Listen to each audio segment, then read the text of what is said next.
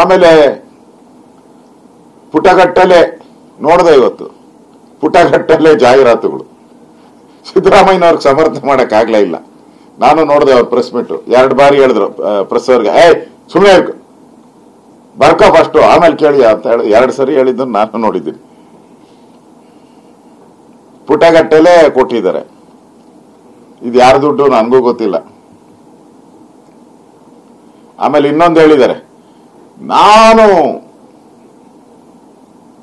ಈ ಸಮಾಜಕ್ಕೆ ಸೇರಿದವರು ಅಂದ್ರೆ ಹಿಂದುಳಿದ ಸಮಾಜಕ್ಕೆ ಸೇರಿದವರು, ಅದಕ್ಕೋಸ್ಕರ ಬಿಜೆಪಿಯವರು ನನ್ನ ಮೇಲೆ ಆಪಾದನೆ ಮಾಡ್ತಾ ಇದ್ದಾರೆ.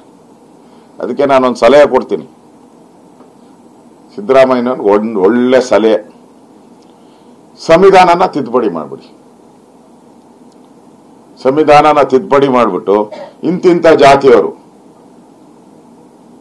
ಯಾವ್ಯಾವ ಜಾತಿ ಅವಲ್ಲ ಕರ್ನಾಟಕದಲ್ಲಿ,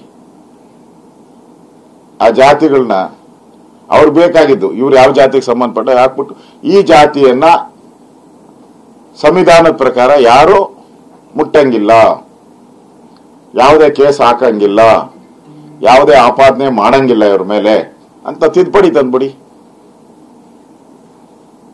ಅದು ಬೆಸ್ಟ್. ಅಂದ್ರೆ ಕಳ್ತನ ಮಾಡಿದ್ರೆ ಇಂಥ ಸಮುದಾಯದವರು ಅಂದ್ರೆ ಬಿಟ್ಬಿಡ್ಬೇಕು. ಅಂದ್ರೆ ಆ ಶೆಲ್ಟರ್ಗೆ ಹೋಗಿದ್ದೀರಾ ಅಂದ್ರೆ ನೀವು, ನನ್ಗನ್ಸ್ತದೆ ಈ ಹಗರಣದಿಂದ ಬೆಚ್ಚಿ ಬಿದ್ದಿದ್ದೀರಾ ನೀವು. ಮೂಡ ಹಗರಣ ಇದ್ರ ಮೇಲೆ, ವಾಲ್ಮೀಕಿದಾದ್ಮೇಲೆ ಮೂಡ ಹಗರಣದಲ್ಲೂ ನಿಮ್ದೇ ಪಾತ್ರ ಇರುವಂತದ್ದು. ತಾವೆಲ್ಲರೂ ಕೂಡ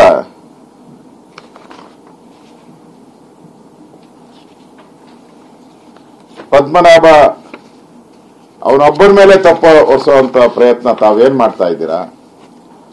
ಒಬ್ಬ ಅಧಿಕಾರಿ ಅವನು ಎಷ್ಟು ನುಂಗ್ಬೋದಪ್ಪ? ಒಂದು 50 ಲಕ್ಷ.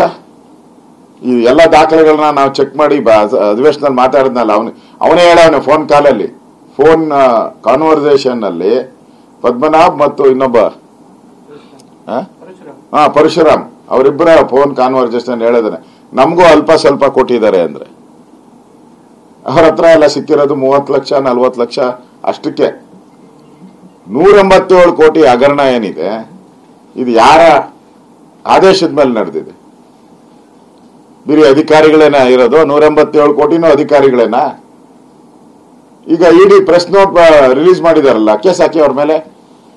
ನಿಮ್ ತಾಕತ್ತಿದ್ರೆ ಕೇಸ್ ಹಾಕ್ರಿ. ಯಾಕೆ ನೀವು ಇಷ್ಟು ಅದು ಎಲೆಕ್ಷನ್ಗೆ, ಲೋಕಸಭಾ ಎಲೆಕ್ಷನ್ಗೆ ನಾವು ಉಪಯೋಗ ಮಾಡಿಲ್ಲ?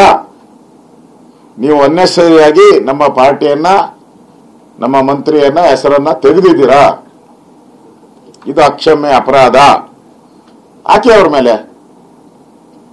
ಸದ್ಯ ಇಲ್ಲ. ಅದು ಬಿಟ್ಬಿಟ್ಟು ನಮ್ಮನ್ನು ಹೆಸರೇಳಿ ಅಂತ ಪೀಡಿಸ್ತಾ ಇದ್ದಾರೆ ಒಳಗಡೆ ಅಂತ ಹೇಳ್ತೀರಲ್ಲ. ಯಾರು ಹೇಳಿದ್ರಪ್ಪ ನಿನ್ ಬಂದು? ಮುಖ್ಯಮಂತ್ರಿಗಳೇ, ನಿಮ್ಗೆ ಯಾರು ಬಂದು ಹೇಳಿದವ್ರು ಯಾರು? ಅಂದ್ರೆ ಈಗಲೇ ಎಲ್ಲದಕ್ಕೂ ಕೇವಿಯೇಟು. ನಾವು ನಿಲುವಳಿ ಸೂಚನೆ ತಂದಿರೋದು ವಾಲ್ಮೀಕಿ ಹಗರಣದ ಭ್ರಷ್ಟಾಚಾರವನ್ನ ಎಳೆಯಾಗಿ ಸುಮಾರು 40ಕ್ಕೂ ಹೆಚ್ಚು ದಾಖಲೆಗಳು, ಪುಟಗಳ ದಾಖಲೆಗಳನ್ನ ನಾನು ಕೊಟ್ಟಿದ್ದೀನಿ. ಬ್ಯಾಂಕ್ ಅಕೌಂಟ್ ಮಾಡಕ್ಕೆ ರೆಸೊಲ್ಯೂಷನ್, ಫ್ರಾಡ್, ಪಾಸ್ಬುಕ್ ತಗೊಳಕ್ಕೆ ಇದು ಚೆಕ್ಕು, ಆಂಧ್ರಾಗ ಹೋಗಿರೋ ಚೆಕ್ಕು, ಎಲ್ಲವನ್ನ ದಾಖಲೆ ಕೊಟ್ಟಿದ್ದೀನಿ. ಎಲ್ಲ ಗವರ್ಮೆಂಟ್ ಆರ್ಡರ್ಸ್ ಕೊಟ್ಟಿದ್ದೀನಿ. ಅದ್ರ ಬಗ್ಗೆ ಚಕಾರನೇ ಇಲ್ಲ. ಅದ್ರ ಬಗ್ಗೆ ಕ್ಲಾರಿಫಿಕೇಶನ್ ಕೊಡ್ಬೇಕಾಯ್ತು. ಈ ಮಾಹಿತಿಯನ್ನ ನನಗೆ ಕೊಟ್ಟಿದ್ದಾರೆ, ಈ ದಾಖಲೆ ಅದು ಸುಳ್ಳು ಅಂತ ಹೇಳ್ಬೇಕಾಯ್ತು ಮುಖ್ಯಮಂತ್ರಿ. ಈ ಚೆಕ್ 40 ಕೋಟಿ ಕೊಟ್ಟಿದ್ದಾರೆ, ಅದು ಸುಳ್ಳು ಅಂತ ಹೇಳ್ಬೇಕಾಯ್ತು. ಇಲ್ಲ ಅಕೌಂಟ್ ಮಾಡೋ ದಾಖಲೆಗಳನ್ನ ಕೊಟ್ಟಿದ್ದೀರಿ, ಸುಳ್ಳು ಅಂತ ಹೇಳ್ಬೇಕಾಯ್ತು. ಆ ಫೋನ್ ಕಾನ್ವರ್ಸೇಷನ್ ಕೊಟ್ಟಿದ್ದೀರಿ, ಸುಳ್ಳು ಅಂತ ಹೇಳ್ಬೇಕಾಯ್ತು. ಆ ಡೆತ್ ನೋಟ್ ಕೊಟ್ಟಿದ್ದೀರಿ, ಸುಳ್ಳು ಅಂತ ಹೇಳ್ಬೇಕಾಯ್ತು. ಏನು ಹೇಳಿಲ್ಲ ಅದ್ರ ಬಗ್ಗೆ. ಇಲ್ಲ, ಬರೀ ಓದಿದ್ದು ಪೂರ್ತಿ ಪದ್ಮನಾಭ ಅಷ್ಟು ಬಿಟ್ಟು ಮುಂದಕ್ಕೆ ಹೋಗ್ಲೇ ಇಲ್ಲ.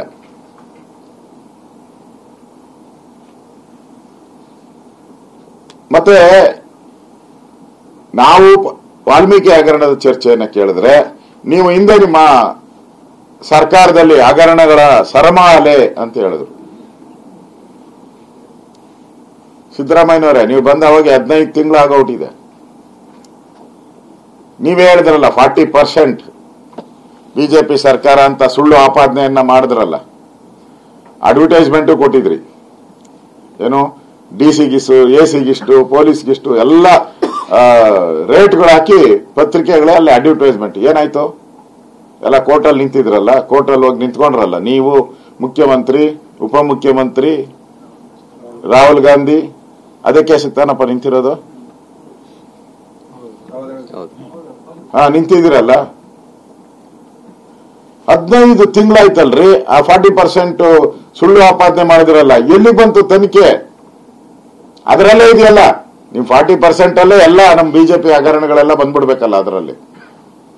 ಅಂದ್ರೆ ಟೆಂಡರ್ ಅಲ್ಲಿ 40%, ಟ್ರಾನ್ಸ್ಫರ್ ಅಲ್ಲಿ 40%, ಹಗರಣಗಳಲ್ಲಿ 40%, ಎಲ್ಲ ಅದೇ ತಾನೆ.